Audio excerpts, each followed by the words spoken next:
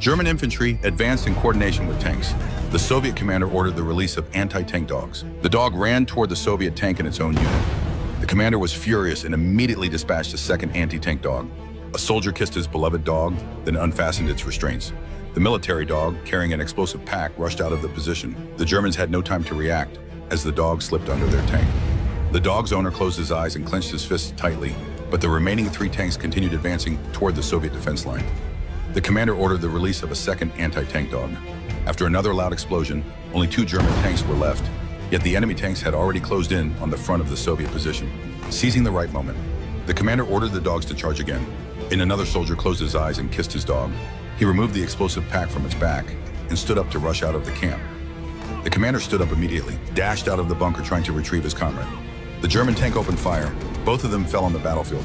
With his last breath, the commander seized the moment the tank drew near, detonated the explosive pack, and destroyed the 3rd tank. But the last tank had already reached the Soviet defense line. He turned his head, seeing the last tank swivel its turret, firing at the Soviet position. Unwilling to sacrifice his own dog, he rushed out of the bunker alone, but he was shot in the shoulder as soon as he stepped onto the battlefield. Seeing him fall, his dog dashed out of the bunker, leapt over him, and ran toward the Germans. He clenched his fists and closed his eyes in despair.